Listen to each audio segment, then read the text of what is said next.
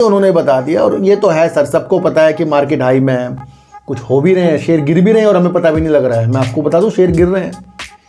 वो Nifty bank Nifty जब गिरेगी तो वो तो बात किसी ना बने, यानी कि इतने बड़े साहस ना लाए कि बाजार की बढ़ावत में आप कूद दिए। आपके पास बाइक है, साइकिल है, स्कूटर है और कोई आपको कार के सपने, कार की चाबी दिखा रहा है, तो बिल्कुल उस रणनीतियों के अंदर जाना नहीं। हमारे अंदर एक फिर उसके बाद न्यूज में कुछ ऐसी ऐसी चीज़ें छुपी रहती हैं जिससे और चीज़ें मैं कह दूं बहुत अच्छी बन जाती हैं।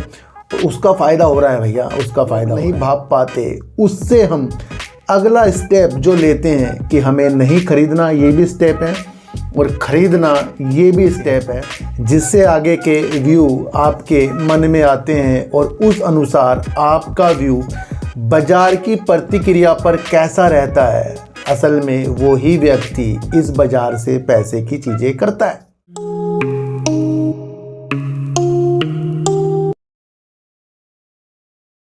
नमस्कार, मैं स्वागत करता हूं आपका अपने ही चैनल पर जिसका नाम है सार्थक बाजार से। आज बात करेंगे वेदांता की रणनीतियों की, बात करेंगे जेपी पावर की, और बात करेंगे कि विजय केडिया साहब ने फिर से हमें चेतावनी दी है बाजार के ऊपर, उनका क्या रुख है उसके बारे में बात करेंगे संवर्धना मदरसन सुमी के बारे में, और बात करेंगे कि किसके आईपीओ में, यानी किसके ग्रुप के आईपीओ में सेबी ने लगा दी रोक, उसके बारे में भी आज हम बातचीत करेंगे। देखो सर, सबसे पहले एक मसले में आपको समझा दूं कि जब आप उस स्थितियों को भाप जाते हैं जिससे आगे के व्यू आपके मन में आते हैं और उस अनुसार आपका व्यू बाजार की प्रतिक्रिया पर कैसा रहता है, असल में वो ही व्यक्ति इस बाजार से पैसे की चीज़ें करता है। जब कुछ न्यूज को भाप कर जो कुछ लोग नहीं भाप पाते, उससे हम अगला स्टेप जो लेते हैं कि हमें नहीं खरीदना, ये भी स्टेप है, और ख़रीदना ये भी स्टेप है, तो उस रणनीति को जो जल्दी भाप जाएगा वो बहुत आगे तक जाएगा, है ना। शुगर सेक्टर के ऊपर जैसे मैंने आपको पहले ही वो चीज़ें समझाई, फिर एनएमडीसी के ऊपर जो मैंने आपको पहले ही चीज़ें वो समझाई हैं। कई ऐसी कंपनियां हैं, कई ऐसी विधियां हैं जो मैं आपको समझा रहा हूँ, और कई ऐसी रणनीतियां हैं जो मैं आपको बता रहा हूँ।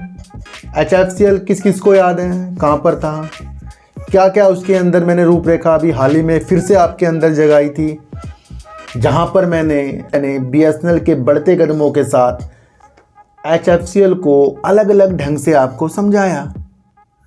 जो व्यक्ति चीज़ों को समझेगा, भापेगा, रणनीतियों के साथ आगे बढ़ेगा। भैया मैं कोई कैंडल चार्ट देखकर कुछ भी चीज़ें, कुछ भी स्टेप असल में मैं नहीं लेता। मैं आपको बता दूं, जो भी चीज़ हमें प्रतिक्रिया हमारे दिमाग में बनती है, उसका अगला पिछला अगर हम चार्ट में देख लें तो वो एक व्यू बना देता है हमारे अंदर एक। फिर उसके बाद न्यूज में कुछ ऐसी ऐसी चीज़ें छुपी रहती हैं जिससे और चीज़ें मैं कह दूं बहुत अच्छी बन जाती हैं, और उसका फ़ायदा हो रहा है भैया, उसका फ़ायदा हो रहा है। तो बाजार की रणनीतियों के साथ, अपनी क्षमता के साथ जब व्यक्ति आगे बढ़ेंगे तब तक वो पैसे कमाते रहेंगे। आपके पास बाइक है, साइकिल है, स्कूटर है, और कोई आपको कार के सपने, कार की चाबी दिखा रहा है, तो बिल्कुल उस रणनीतियों के अंदर जाना नहीं। आपकी रणनीति आपकी अपनी हो सकती है, पर दूसरे की रणनीति के ऊपर, वो भी बड़ी वाली रणनीति के ऊपर आपको वर्क करना है, तो उसकी स्थितियों में नहीं आना है। मान लो मेरे पास साइकिल है, कोई मुझे कार के सपने दिखा रहा है, मेरे को आती नहीं कार लेने की, या मेरे पास कुछ पैसा है, वो कह रहा है इतना लगा दे, क्योंकि कार जितने की आएगी उससे तो मेरे पे कई गुना पैसा कम है, और वो कह रहा कार आ जाएगी इस बिजनेस में लगा दे, तो भैया तो खुद लगा के खुद कार खरीद ले। समझ रहे हो? तो कोई आपको कार के फंक्शन समझा रहा है और बाइक हमारे पास है, तो भैया सबसे ज़्यादा माइंड आपको अपने बाइक पर रखना है। कार के सपने देखोगे, बाइक भी उड़ जाएगी हमारी। ये एक लालच होता है, इस लालच से आपको हमेशा बचना है। तो जब आप रणनीति को समझते जाओगे, आगे बढ़ते जाएंगे। जुलाई के महीने में विजय केडिया साहब ने कहा कि बाजार की स्थिति एक भगदड़ का माहौल है और वो कोई एक नया पैसा बाजार में नहीं लगाएंगे, कुछ लोगों ने इसको मजाक समझ लिया, कुछ लोगों ने इसको सही में समझ लिया, क्योंकि उन्होंने चेतावनी कई कई चीज़ों के अनुसार दी थी। और आपको देखने को भी मिला होगा सर कि जब जब उन्होंने वो चीज़ें कही हैं वो चीज़ें हुई हैं। आप रक्षा डिफेंस के शेयर उठाकर देख लो, आप सरकारी उपकरण के शेयर उठाकर देख लो, जो कितने कितने भागे पड़े थे और कितने कितने नीचे हैं। अब वो उठाकर देखो, ये बड़े बड़े लोग होते हैं, बड़े रणनीति वाले होते हैं। विजय केडिया साहब की रणनीतियाँ ही अलग है। कहा था ना उन्होंने जुलाई में ये चीज़ें। अब वो शेयर के नाम आपको पता है, बड़े बड़े शेयर हैं वो, जो सरकारी डिफेंस के शेयर थे काफ़ी नीचे हैं, काफ़ी सरकारी कंपनियां नीचे हैं इस टाइम। तो अभी भी वो कह रहे हैं, दोबारे से जता रहे हैं। कल एक न्यूज़ निकल कर आ गई, उन्होंने चेतावनी दे दी और इस बार तो उन्होंने कह दिया कि तो साहसिक ना बने, यानी कि इतने बड़े साहस ना लाए कि बाजार की बढ़ावत में आप कूद आए। वो कह रहे हैं कि बाजार से हमें दूर रहना है। भैया मैं नहीं कह रहा हूँ, विजय केडिया साहब कह रहे हैं। आज की न्यूज़ फिर आ गई, जुलाई में बताकर चले गए, इस बार नई रणनीतियां बता दी। दुस्साहसिक ना बने कि भैया जो आपके साथ आपका साहस है उसके ऊपर ना चलें, उससे ओवर कॉन्फिडेंस ना बने। बाजार की रणनीतियां अभी हाई में हैं, उन्हें लगता है, और वो कह रहे हैं कि वो फिर से कह रहे हैं कोई एक नया पैसा नहीं लगाएंगे, पर जो उनकी होल्डिंग है उसके अंदर वो बने रहेंगे।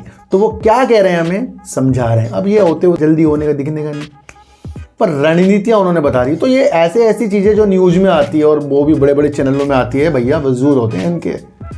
तो दोबारा से उन्होंने बता दिया, और ये तो है सर, सबको पता है कि मार्केट हाई में है, कुछ हो भी रहे हैं, शेयर गिर भी रहे हैं और हमें पता भी नहीं लग रहा है। मैं आपको बता दूं शेयर गिर रहे हैं। वो निफ्टी बैंक निफ्टी जब गिरेगी तो वो तो बात की बात है, पर शेयर तो गिर रहे हैं। आप खुद उठाकर देख लो अपना पोर्टफोलियो। भाई मेरे ही लिए रेड हो रहा है, क्यों हो रहा है ये? क्या वो शेयर खराब है? क्या वो अच्छे शेयर आपके खराब हो गए? भैया लॉन्ग का विषय बनाओगे तो बेस्ट है, और शॉर्ट के विषय में भी लॉन्ग के हिसाब से जो आप वीडियो बनाते हो, दूसरे चीज तरफ जो आपके शेयर पड़े रहते हैं उसी कंपनी के, वहां से प्रॉफिट लेना है। मैंने भैया जोन से भी कंपनी के अंदर मेरा लॉस है, मैंने कई बार उससे प्रॉफिट दूसरे अकाउंट से लिया है, मैं गारंटी दे सकता हूँ इसकी। पर दिखाने की क्षमता वो तो सेबी की चीज़ें हैं, वो तो बता ही नहीं सकते। पर रणनीतियाँ बता रहा हूँ कि बड़े बड़े लोग जो चेतावनी दे रहे हैं, तो जब वो अपनी होल्डिंग को खुद कह रहे हैं कि कम नहीं करेंगे पर नया पैसा नहीं लगाएंगे, तो इसका मतलब लॉन्ग का विषय बनाकर रखना है ना। तो उन्होंने ये बताया, तो थोड़ा सा आपको बचकर चलना है। सेबी ने जेएसडब्ल्यू सीमेंट का आईपीओ आने वाला था और वो 4000 करोड़ रुपए का आने वाला था। सेबी ने इनके आईपीओ पे रोक लगा दी, और इसलिए लगा दी क्योंकि जेएसडब्ल्यू को जो संचालित करता है, जो नियंत्रण करता है, या जेएसडब्ल्यू सीमेंट को भी जो नियंत्रित करता है वो है सज्जन जिंदल जी, और उनके भाइयों के ऊपर और बहनों के ऊपर कुछ मामले हैं पुराने, उसके ऊपर कुछ जांच हो रही है। इस नोटिस की वजह से ये जो आईपीओ है कुछ कारणों से रोक दिया गया है ना। तो ये आईपीओ फिर दोबारा आ सकता है। तो एक छोटी सी न्यूज़ है, थोड़ा अपडेट रहना चाहिए हमें न्यूज़ के साथ ना। तो वो न्यूज़ मैंने आपको बता दी जिस न्यूज़ से आपको समझना है कि जेएसडब्ल्यू सीमेंट का आईपीओ जो 4000 करोड़ रुपए का आने वाला था, उसके अंदर सेबी ने फिलहाल जो है रोक लगा दी है ना। तो ये भी आपको समझना बहुत जरूरी है। अच्छा, अब बात करेंगे संवर्धना मदरसन सुमी की। ये शेयर भी मेरा फेवरेट रहा है और मेरे झोलियों में भी ये शेयर है। मैं आपको बता दूं जिस शेयर का नाम है संवर्धना मदरसन सुमी। 100 रुपये से कम की जब मैंने इसकी वीडियो बनाई तो ये नहीं कहा कि इसको खरीदो, मैंने इसकी वो रणनीति बताई है कि जो ये कंपनी और इसकी एक दूसरी कंपनी आपको पता ही है जिसका शेयर 70 रुपये करीब का हुआ, वो दोनों कंपनियां बेस्ट वर्क करती हैं और अग्रणीय खिलाड़ी हैं ये ऑटो कंपोनेंट के बिजनेस में, है ना। तो यहाँ पर एक अग्रणीय खिलाड़ी हैं, तो ये ऑटोमोटिव की क्षेत्र में अपने को ज़्यादा बेस्ट कंपनी करती जा रही है। अधिकतर आपको पहले भी देखने को मिला कि इन्होंने कंपनी का अधिग्रहण किया है, उसकी न्यूज़ भी हमारे सामने आई है। अपने विस्तार, अपनी चीज़ों को अलग करते जा रहे हैं और अपना दाव इलेक्ट्रिक वाहनों के अंदर भी कंपनी लगाती जा रही है। और वायरिंग का तो आपको पता है, बारीक बारीक सी जो वायरिंग आपको कारों के अंदर देखने को मिलती है, तो उस चीज़ के लिए भी कंपनी वर्क करती है। यानी कि जब जब आपको इस तरीके के वर्क जो कार के संबंध में होते हैं, तो उस चीज़ के अंदर की जो चीज़ें हैं ये कंपनी उसके निर्माण पर लगी पड़ी है, जो एक ज़रूरत होती है ना। तो इसके कस्टमर भी अच्छे अच्छे हैं, ये आपको पता है। कंपनी छोटी नहीं है भैया, 1,30,595 करोड़ रुपए की मार्केट कैप है कंपनी का। कंपनी का अगर हाई देखें तो 209 रुपये का हाई है और 86 रुपीज़ यानी 86 रुपये का इसका लो है। और कंपनी का शेयर इस टाइम गिरावट में है, क्योंकि 200 रुपये बार बार टच के शेयर नीचे आ रहा है, यानी कि 193 रुपये करीब का कंपनी का शेयर है। देखो सर, इस कंपनी की शेयर अगर छोटी मोटी होती या मार्केट कैप छोटा मोटा होता या इसका जो वर्क है जो हमें समझ में नहीं आता, तो वाकई ये कंपनी हमारे लायक नहीं हो सकती। पर ये कंपनी दूर की दिशा हमें दिखाएगी ज़रूर, ये मुझे यकीन है, क्योंकि जिस तरीके का इसका ये वर्क है। पर उस अभिलाषा को, उस टारगेट को, यानी कि उस लक्ष्य को हमें जीतना, तो भैया कंपनी के काम को समझकर ही आएगा। उतार चढ़ाव कंपनी में होते रहेंगे, है ना। तो ये आपको समझना है। जून 2023 में कंपनी 22,462 करोड़ की सेल्स और 648 करोड़ का कंपनी ने प्रॉफिट कर दिया था। और जून 2024 में कंपनी ने 28,868 करोड़ की सेल, कितनी, 28,868 करोड़ की सेल और 1,097 करोड़ रुपए का कंपनी ने प्रॉफिट कर दिया था। 28,868 की सेल्स रेवेन्यू क्या मानते हैं आप? कितनी बड़ी सेल होती है ये 28,868 करोड़। भैया काम होगा तभी वो चीजें उसके सेल्स में दिखती है। जब काम कंपनी के पास नहीं होता तो फिर शेयर 100 करोड़, 2 करोड़, 4 करोड़, 5 करोड़ दिखेगी आपको। जब ज़्यादा काम किसी कंपनी में होता तो उसकी सेल, भैया तो क्या हो रहा है, ये 28,868 करोड़ कितनी सेल है ये? तो कंपनी अपनी क्षमता के अनुसार वर्क कर रही है। अगर हम इसका रिजर्व की बात करें तो कंपनी के पास 25,477 करोड़ का कंपनी के पास रिजर्व है और उधार कंपनी में 19,922 करोड़ का है। तो कंपनी में रिजर्व भी ज़्यादा है पर उधार भी कंपनी में, ये भी समझ कर चलना। अब इन्हीं स्थितियों को कंपनी, यानी कि अपने उधार की स्थिति को कम करना, कर्जे को उतारना या फिर अधिग्रहण के लिए कंपनी ला रही है, QIP कर रही है। तो संवर्धना मदरसन सुमी ने बताया कि वो जल्द ही करीब $1 बिलियन जुटाएगी QIP के माध्यम से, यानी कि QIP के माध्यम के द्वारा $1 बिलियन तक कंपनी जुटाएगी। देखो सर, एक तो कंपनी के पास सेल बहुत अच्छी है, कंपनी की चीज़ें जो दूर तक की हैं वो बेस्ट है। जब इस तरीके से कंपनी, बड़ी कंपनी QIP जुटाती है तो असल में वो तो मेरे लिए मजबूत हो जाती है, क्योंकि मैं तो उसकी दिशा अलग तरीके से देखता हूँ, है ना। तो आपको समझना चाहिए कि जब ये इतना पैसा जुटाएगी तो ये इससे अपना अधिग्रहण के लिए और कंपनी का अधिग्रहण करना या फिर अपने कर्जे को उतारने के, तो दोनों के लिए ये अपना $1 बिलियन तक जुटाएगी। तो कंपनी भैया मेरे हिसाब से दूर की स्थितियों के साथ है, जिस तरीके से कंपनी वर्क कर रही है। काफ़ी लोगों के हाथों से ये शेयर निकला है, मुझे इतना पता है।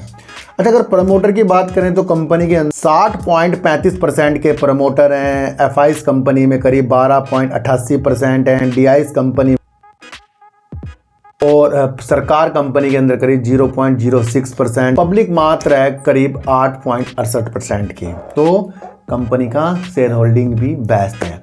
तो कंपनी भैया $1 बिलियन तक QIP के माध्यम से जल्दी जुटाएगी और उसके बारे में वो हमें सूचित करेगी भैया वो रेट क्या है ना।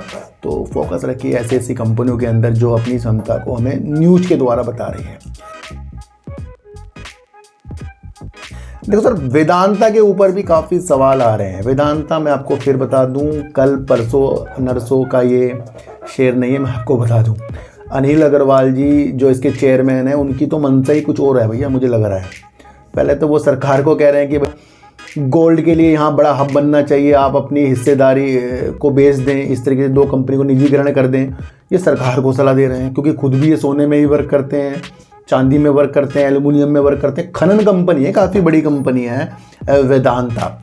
वेदांता की स्थिति को अगर हम देखें तो हमारे फोकस रहना चाहिए कि जब ये अपनी कंपनियों को 1 पर 5 और करेगा, यानी कि 6 कंपनियां बना देगा एक वेदांता और अलग अलग कंपनियां कारोबार के लिए करेगा। मेरा फोकस उस दिशा पर है। अब उससे पहले उतार चढ़ाव वाली न्यूज़ वाकई आएंगी, ये आपको सब कुछ झेलना पड़ेगा।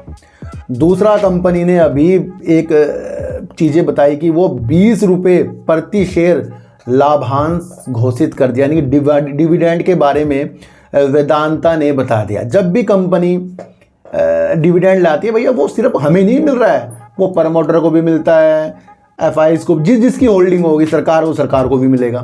तो प्रमोटर को भी अगर ये 20 रुपये का अपना डिविडेंड लाते हैं तो 4,409 करोड़ रुपए तो इससे प्रमोटर ही हासिल कर लेंगे। तो डिविडेंड लाने का माध्यम ये भी है कि प्रमोटर समय समय पर अपना इतना, देखो सर कितना 4,409 करोड़ रुपए, भैया कुछ कंपनी की तो मार्केट कैप ही नहीं होती इतनी, समझ रहे। तो इतना तो ये डिविडेंड खुद ही इनको मिल जाएगा प्रमोटरों को, तो वो फिर और अपना विस्तार कंपनी के अंदर देख सकते हैं।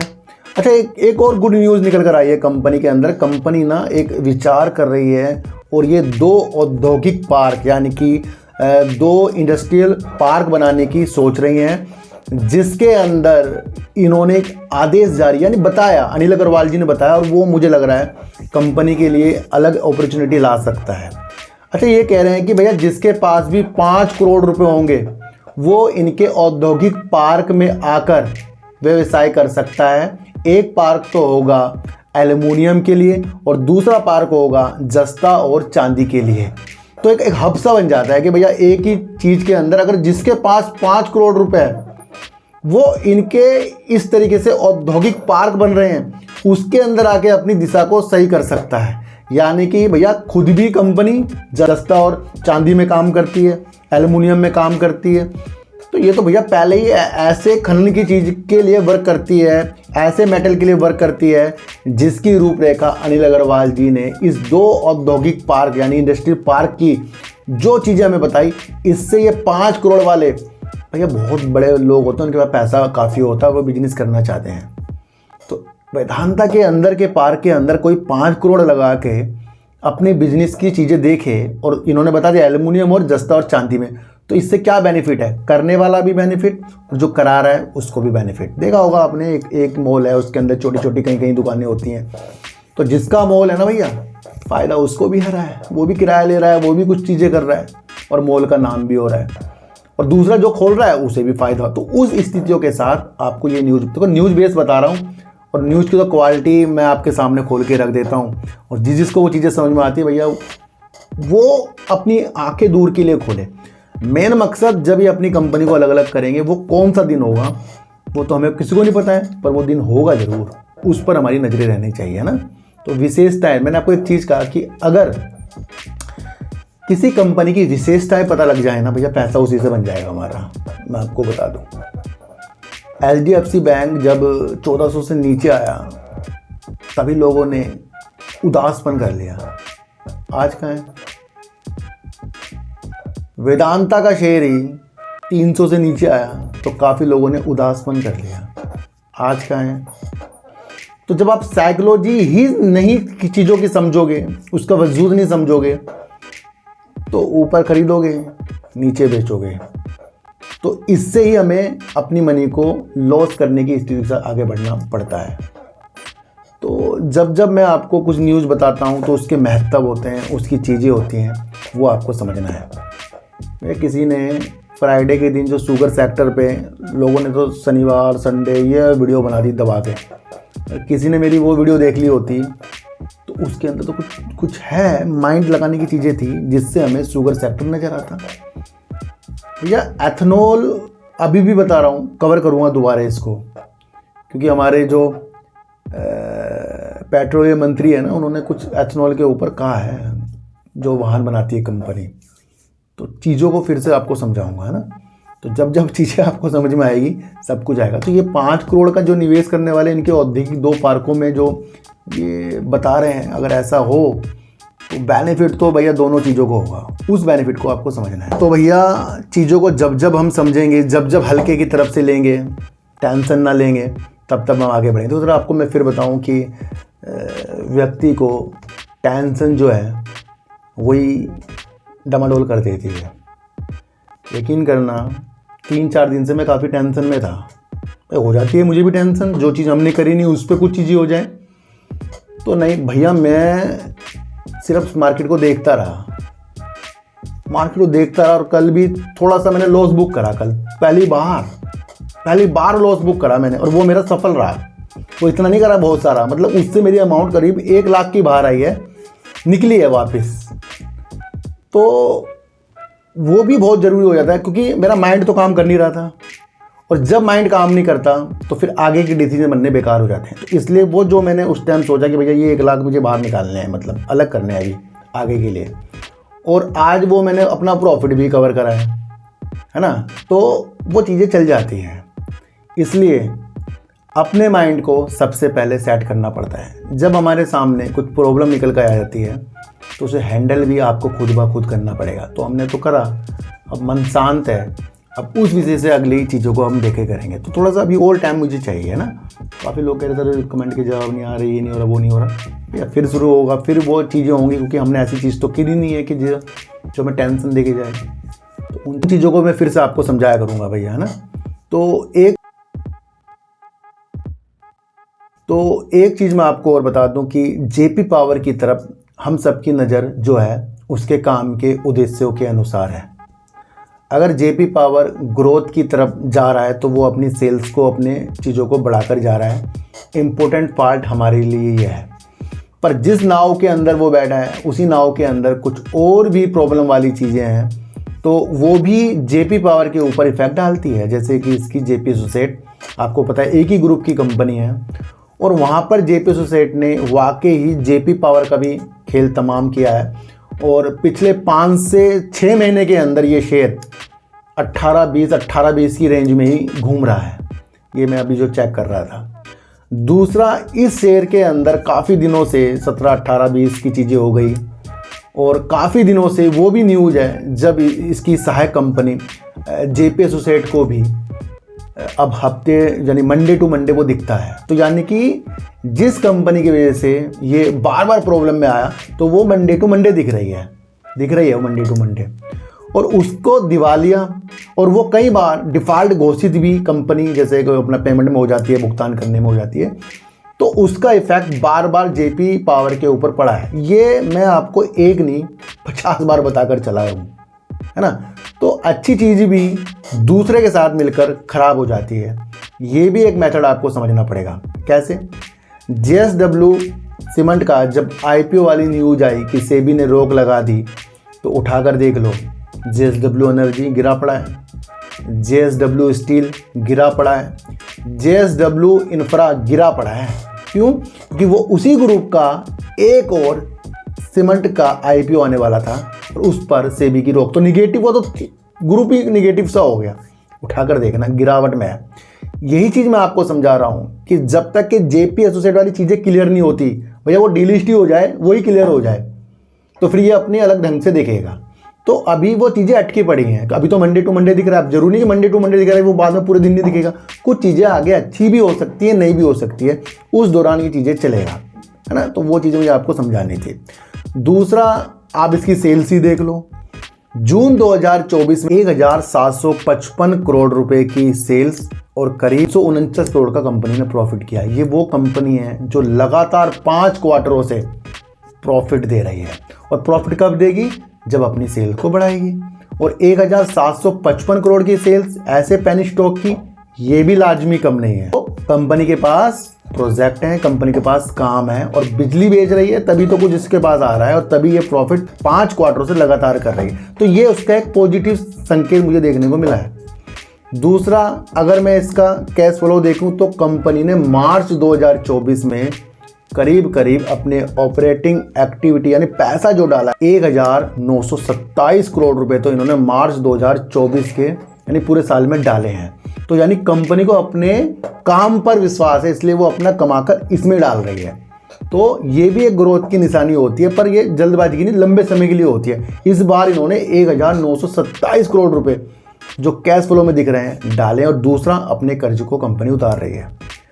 मसले ये है कि प्रमोटर कंपनी के अंदर मात्र 24% के हैं, एफआईज कंपनी के अंदर 7.59% के हैं, डीआईज कंपनी के अंदर 18.18% के हैं, और डीआईज में आपको देखने को मिलेगा सरकारी बैंक और एलआईसी, और एलआईसी की करीब जेपी पावर में 1.38% की हिस्सेदारी, इतने वो बैठी हैं।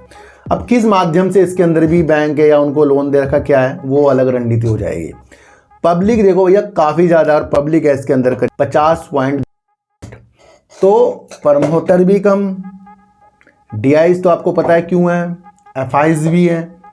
दूसरा आपको समझना है कि पब्लिक है, तो पब्लिक जब इतनी सारी किसी कंपनी में बैठे तो उसके अंदर जो धैर्य वाले व्यक्ति होते हैं वही जीतते हैं एंड में। तो इसका शेयर होल्डिंग पैटर्न भी उस हिसाब से नहीं है कि जो आपको लग रहा है कि हाँ भाई ये चीज़ों के साथ अच्छी हो जाए। बीच में जो इसने 24 रुपये के हाई दिखा दिए थे तो वो लाजमी इसकी एक चीज़ें थी, तब वो निगेटिव वाली JP सेट नहीं था।